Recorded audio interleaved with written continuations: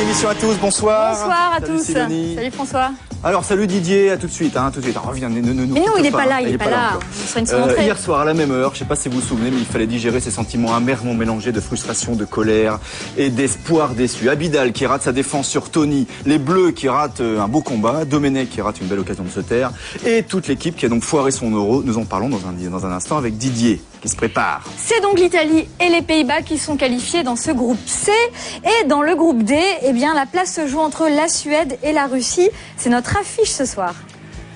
Match extrêmement spectaculaire qui vous sera servi tout chaud dans quelques instants. Voilà le match et voilà Didier pour en parler. Salut Didier, alors là pour le coup tu peux venir. Parce qu'on essaie de te faire une entrée à chaque fois avec... Alors comme... D'habitude, on remarque le t-shirt de Didier. Vas-y, dis-nous tout de suite. Là, c'est le maillot. Vraiment alors, il y a 2 jours, il datait de 71, c'était Jean-Paul Rostani.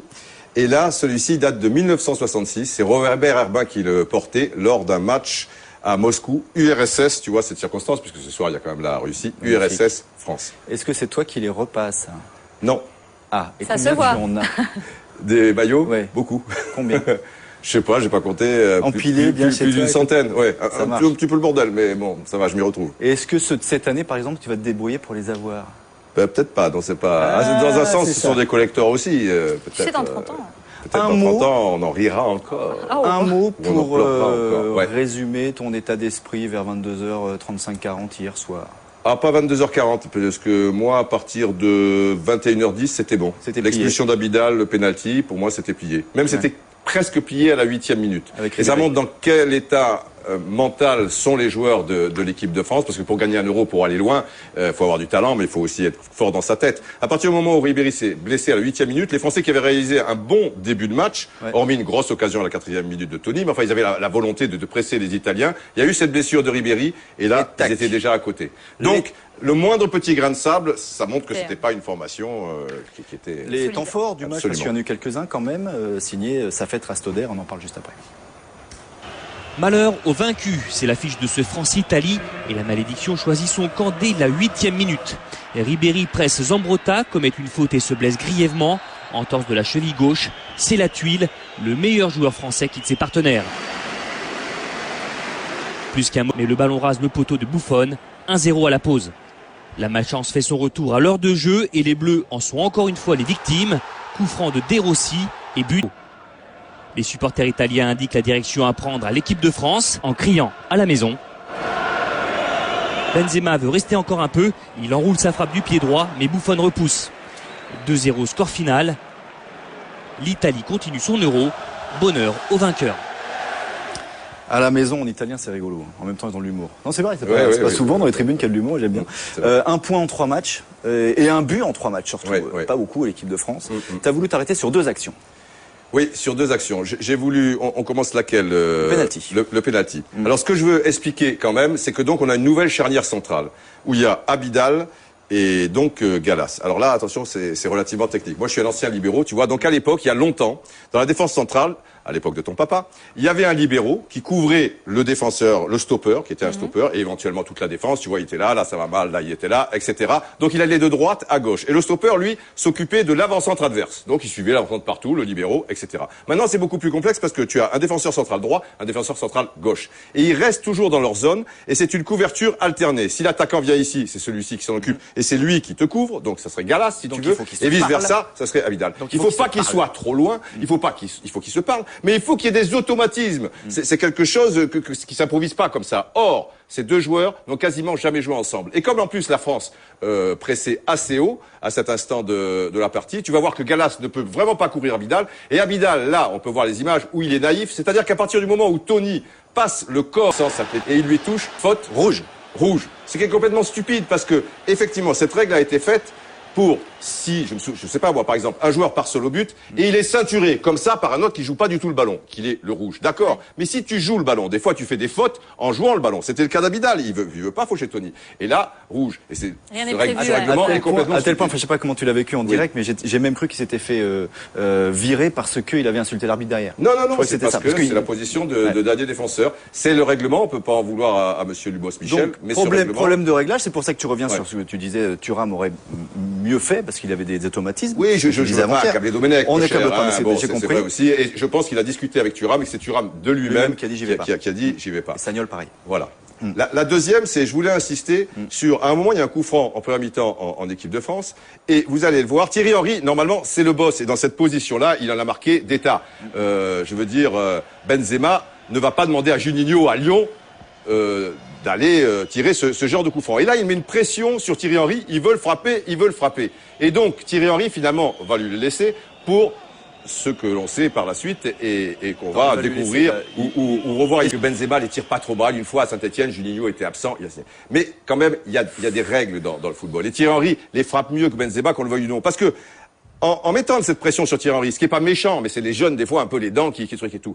Il place Thierry Henry dans une position inconfortable psychologiquement. Parce que avant de frapper, Henry il se dit, voilà, sûr. Si je rate, mazette, qu'est-ce qui va se passer? Alors là, que là, c'est terrible pour Benzema. Ben voilà. Il la rate, mais super mal en plus. Enfin, c'est même pas avec mais panache, même pour quoi. Benzema, ça ne lui met pas dans une situation confortable au moment où Henry lui dit de le passer. Ça mais doit c'est dire couler l'ambiance qui de règne dans source. cette équipe, quoi. C'est aberrant. C'est que quelque part, on retrouve sur le terrain la place du bus. On retrouve sur le terrain la place du bus. Oui. Quelque part, mais ça montre aussi que Raymond Domenech, il y a eu des failles à ce niveau-là, quoi. Ça n'a pas été vraiment un boss. Souviens-toi, c'est tout bête si tu as un petit peu de mémoire. Moi, je venais souvent en short l'été dans toute la rédaction, que ce soit à TF1 ou etc. Et tout. Tu te souviens, à Canal+, je venais en short. Une fois, François vient en short. Et Bietri, qui est chef des sports, il dit, mais qu'est-ce que tu fais, toi? Il me dit, je suis en short. Hein, tu te souviens, François? Et il lui dit, ben, tu vas pas venir en short ici. Et François, il dit, oui, mais Didier, il vient en short aussi. Oui, mais Didier. Ah oui, mais Didier, c'est le boss. Et qu'est-ce qu'il a dit, Charles? Il a dit, oui, mais Didier Roustan, c'est Didier Roustan. Et quand tu seras Didier Roustan, tu viens en short. Donc depuis, tu peux venir en short. Peut-être, mais à l'époque, tu sais, bon, non, mais il y a quand même des règles. Des pantacours. Et Raymond Domenech, à un moment, manifestement, il n'a pas dû saisir ça. Et à un moment, il doit clouer Benzema au mur ou Nasri ou les autres. Et dire, bon, les gars, mais bien avant. Alors, il s'est laissé un peu petit manger, élément à mon avis. pioché sur Internet par Sidonie tout à l'heure. Je m'en souviens très bien et je mets des pantacours depuis. Quelle horreur des pantacours. Ça se dit pas pantacours, on dit Si, quoi? si. C'est moche. Enfin bref. Bon, Alors c'est vrai qu'on a pas mal glosé sur l'ambiance vraiment délétère dans le groupe, mais sans avoir vraiment de preuves en images. Bon, à part l'élimination qu'on vient de voir entre Thierry Henry et Benzema.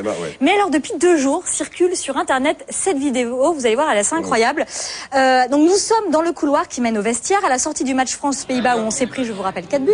On y voit, alors c'est selon l'AFP car c'est pas facile à décrypter, Boumsong ceinturé Calmé Vieira, qui est un Vieira qui semble très furieux contre Vieira. On va le regarder parce qu'on voit. Oui, mais Furieux tout le monde contre Evra. a dit Vieira, mais si tu regardes bien, Mais non, en on dit fait, l'inverse. c'est Abidal. Ah bah tout le monde dit Abidal et ça a été corrigé, il paraît que c'est Vieira. Mais en Donc fait, c'est un vrai débat. Tout le monde dit Vieira. Bah, moi, Voilà.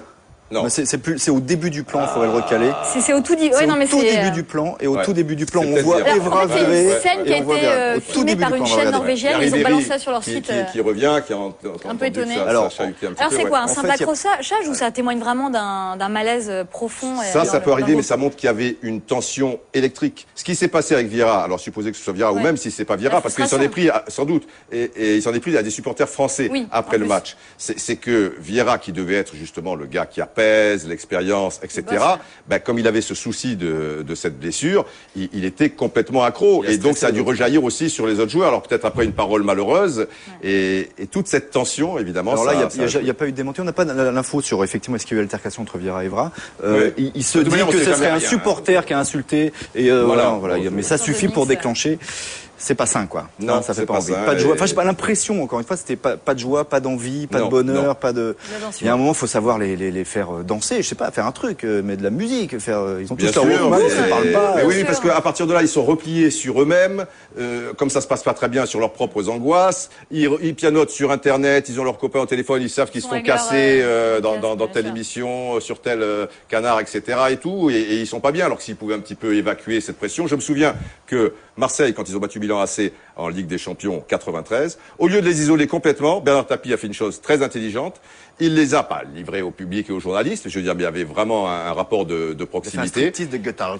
Alors, il y avait vraiment de la proximité. Il y avait même une équipe de TF1, etc. et tout, qui les suivait tranquille, et qui allait dans les chambres, et c'était relax. Voilà, les gens se prenaient pas la tête. Jusqu'à la fin du match, petit fait de match aussi. Trouver un équilibre. Je sais pas si t'as regardé le match jusqu'au bout, donc énorme décalage entre ce qui s'est passé, la perception qu'on avait du match, et ce que dit Domenech après, qui demande Estelle en mariage. Grosse surprise. Ça s'est passé comme ça, vous vous souvenez? Qu'est-ce que vous répondez à ceux qui attendent votre démission? Rien, j'ai juste une chose à dire là aujourd'hui, c'est aujourd'hui que je lui demande vraiment. Je sais que c'est difficile, Mais c'est dans ces moments-là qu'on a besoin de tout le monde et moi j'ai besoin d'elle. Merci Raymond, je suis sûr que c'est un moment qui la marquera. Moi j'adore parce que c'est une espèce de bouffée affective comme ça qui sort, sauf que ça tombe complètement à plat et que tout le monde est surpris par cette déclaration. Magnifique au demeurant, hein. On peut demander... On peut la voir de deux façons, quoi. On peut dire quel panache, il est au bout du machin, la lucidité, l'amour, toujours l'amour, c'est quelque chose de merveilleux. On peut le voir d'une autre façon, c'est qu'il sera foutu de notre gueule jusqu'au bout. Bon, après, c'est selon la perception des gens. Effectivement, c'est malvenu. Maintenant, quand on le voit avec l'image, parce que moi, on me l'a dit, j'ai commenté le match et après, j'ai pris la moto pour venir ici, ok? Mais... Maintenant, quand je vois l'image, quelque part, avec l'image... Il a l'air énamouré, hein, il est là... Ouais, ça a un côté... C'est-à-dire, en finale, quand tu gagnes, tu peux... Allez, on y va. Oui, c'est sûr. Là, ça paraît... Contre-pied. Je crois qu'il est très... Raymond Domenech, il est de son époque, il est très people, quoi, je veux dire. C'est un truc de people. Il est sur une autre planète, quoi, je veux dire. Il a fait sa Carla. Ou communicant, ouais. Ouais. Je sais pas, je dis ça. Bon, en tout cas, une nuit de sommeil parce que ça a déclenché énormément de commentaires. Bah quand même, oui, forcément. Contre-pied, tout le monde s'est sorti. Pourquoi il parle de ça alors qu'on est extrêmement triste. Pourquoi il m'a pas demandé en mariage, des choses comme ça? Non, je plaisante. Non, mais tu vois, ça laisse entendre. Alors, ça laisse entendre que il avait cette idée quelque part, parce que les choses sont pas franchement spontanées avec la presse, Raymond Domenech, tu vois. Et peut-être qu'il s'est dit, bon là, c'est la dernière chance, parce que j'aurais peut-être plus l'occasion de... Il est sur notre planète et il est un peu à côté de la plaque. Il a un conseiller en communication. Faut qu'il le vire immédiatement. Ah, c'est ça. Il faut qu'il le vire immédiatement, le conseiller en communication. Parce qu'en plus, ça met Estelle dans une situation très inconfortable. Parce que derrière, bien sûr, que cher, la pauvre, elle est là, après derrière, elle fait une émission et tout. D'ailleurs, c'est leur histoire. En tout cas, après une nuit de réflexion, voilà... La réponse d'Estelle. Voilà, une espèce de mea culpa. Voilà, comme elle a dit oui ou... On va lui demander. Ce qu'il appelle une erreur de com, quoi, pour le coup. On écoute le lendemain. J'ai eu ce moment d'humanité derrière ma carapace de sélectionneur. J'ai eu un moment, une lueur, et j'ai eu envie de dire aux gens que j'aime que c'est vrai, que je les aime. Et c'est dans les moments difficiles où j'ai toujours cette réaction. C'est de me dire, oui, quand ça va pas, quand c'est difficile, on s'appuie sur des gens qu'on aime. J'avais envie de leur dire. Je l'ai pas réfléchi. Je me suis pas posé la question. C'est sorti comme ça. C'est peut-être une erreur de communication. Mais voilà, j'ai eu un moment d'humaine faiblesse. Sourire derrière, c'est ça qui est extraordinaire. Alors toi, ça doit t'horripiler. Enfin, ça peut horripiler. Non, c'est-à-dire que là, maintenant, on la calme terriblement. Donc, je veux pas, comme je dis, tirer sur une ambulance, quoi. Vaut mieux tirer sur les tanks. Ça me paraît plus noble. Là, il est très fragilisé. Je préférerais qu'il ait un peu du panache et qu'il dise, voilà, j'ai échoué, j'ai fait un certain nombre d'erreurs, des trucs. Il est clair que dans la situation actuelle, comment voulez-vous que je reparte avec la presse, le grand public, les joueurs, on peut pas y croire. Donc je propose ma démission, qui sera acceptée bien volontiers. Et voilà, bon, ce qui est étonnant, c'est qu'il dit en plus qu'il prépare l'équipe pour 2010. Non, mais là, 2010, mais il le dit après coup. C'est un petit peu étonnant, quoi. Écoutez tout à l'heure comment il le dit, parce qu'évidemment la question l'est posée. La presse tombe. Alors vous savez que tu connais, on lèche, on lâche, on lynche. Donc on est dans le lynchage, ça tombe de bas. François est devenu un tabloïd un peu. On n'est plus dans le François de Lazareff et compagnie. Donc François réclame la démission de Domenech. Démission. Une photo de Domenech qui baisse les yeux. Ça tombe de partout, le Parisien. Il faut faire Alors voilà, on a l'équipe. Le cauchemar, le fiasco. Je pense que cette défaite était inéluctable en gros titre. Donc évidemment, comme tu le dis, la question se pose. Évidemment, le lendemain, dans la même conférence de presse, la question lui est posée. Raymond, vous restez, vous partez, sa réponse. Conférence de presse ce matin, les journalistes tournent 25 minutes autour du pot avant qu'enfin la question soit posée. Raymond Domenech, allez-vous partir? Je ne peux pas, je ne répondrai pas à cette question parce que je crois que mon sort personnel n'a, pour moi, aujourd'hui, aucun intérêt pour moi. Je veux dire, je n'ai jamais fait de projet d'avenir. Je parle de l'équipe de France. Je dis l'équipe de France a un vrai projet d'avenir. Le sélectionneur botte en touche, les journalistes, eux, ne lâchent pas le morceau. Domenech s'amuse à compter les fois où la question revient. Toi 2 fois, 5, 6. Là, je dis vraiment, je ne réponds pas. 9. Ça fait 10, 11, 12. Mais celle-là, elle est bien amenée, hein. Raymond Domenech n'en dira pas plus sur son avenir. Les champions du monde 98, eux, aimeraient bien voir leur copain Didier Deschamps prendre sa place. C'est clair que pour moi, Didier Deschamps est le choix numéro 1. Je crois que même quand il était joueur, on se disait qu'il finirait sélectionneur. Et je pense que c'est l'opportunité du moment. Si on décide de se séparer de Raymond Domenech, Didier Deschamps étant libre, il faut le faire venir.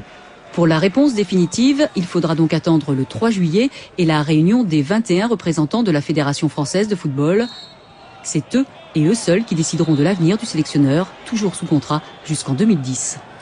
Voilà, comment ça se passe concrètement quand on veut se séparer pour le coup? Si tout le monde décide que c'est le président de la Fédé, c'est quoi? Non mais là, il y a eu un précédent avec Roger Lemaire qui avait un contrat de 4 ans et qui a échoué terriblement en Coupe du Monde 2002. On est bien d'accord que maintenant vous pouvez plus donner des contrats de 4 ans à un sélectionneur parce que tous les 2 ans il y a une échéance, une phase finale de Coupe du Monde, une phase finale de Championnat d'Europe. Si vous vous plantez terriblement dans une des deux, c'est terminé. Donc tous les 2 ans, il faut faire. Sauf si vous êtes Capello, vous allez en Angleterre, si vous êtes à Mons, là vous pouvez poser vos conditions. Raymond Domenech, aucun club en Europe ne le veut spécialement. Raymond Domenech, c'est le niveau de notre 20e ou 25e entraîneur français. Donc, il y avait déjà ce précédent Roger Lemaire, où la fédération se disait à l'époque, Claude Simonnet, bon il va démissionner, il va comprendre. Non, il a pris tous ses indemnes, il n'a pas démissionné. Donc, la fédération, à partir du moment où elle fait signer un contrat de 4 ans jusqu'à Domenech, j'ose espérer qu'ils se sont mis d'accord en disant, voilà Raymond, si ça se passe mal à l'Euro, évidemment, c'est intenable, de toi-même, tu pars, mais il semblerait que ce soit pas le cas. Et sinon, si ça se passe relativement bien, demi-finale, tu vois, ou même quart de finale avec pas trop de réussite, ou quelque chose comme ça, on comprendra, on en reparle, on va jusqu'en 2010. J'ose espérer que là-dedans, il n'y a pas d'histoire d'indemnité de plusieurs centaines de milliers d'euros. Parce que alors là, c'est une honte. Ça veut dire que la fédération, ces centaines de milliers d'euros, elle les jette par terre. Puisque si on avait dit à Domenech, c'est 2 ans ou rien, comme il a rien, et comme il est dans un rêve en étant sélectionneur de l'équipe de France, tu sais, tu es 20 ou 25e niveau entraîneur français, tu es sélectionneur de l'équipe de France, c'est un miracle, quoi. Je veux dire, tous les soirs, tu dois aller brûler un cierge, pour comprendre, c'est le président, on se réunit, on lui dit maintenant, si on veut terminer. Non, tout dépend ce qu'ils ont préparé en amont. Il va y avoir un conseil le 3 juillet avec des huiles de la fédération, des représentants de X et trucs. Raymond Domenech va arriver avec son plan et défendre peut-être sa position en disant, vous voyez, on n'a pas eu de réussite, mais peut-être ceci, cela, enfin moi j'imagine pour 2010, les jeunes, enfin bon, ça c'est lui. Donc, et après, il délibère et il dit, non, Raymond, c'est pas raisonnable, désolé, merci et au revoir. Ou, s'il y a des grosses indemnités, peut-être de passer pour ridicule, mais c'est pas possible quand même. Avec le précédent Lemaire, on est calculé des indemnités si ça ne marchait pas au bout de 2 ans, parce que je te dis, c'est les jeter par terre. Alors je sais que dans ce pays, il y a des incohérences les plus totales, mais à ce niveau-là, ça me paraît énorme à suivre. Okay. Donc ceux qui poussent Deschamps, c'est pas complètement une idée en l'air, ça veut dire que c'est déjà réfléchi, que c'est un plan, c'est pas juste bien sûr, parce que Didier Deschamps, si tu veux, il est libre.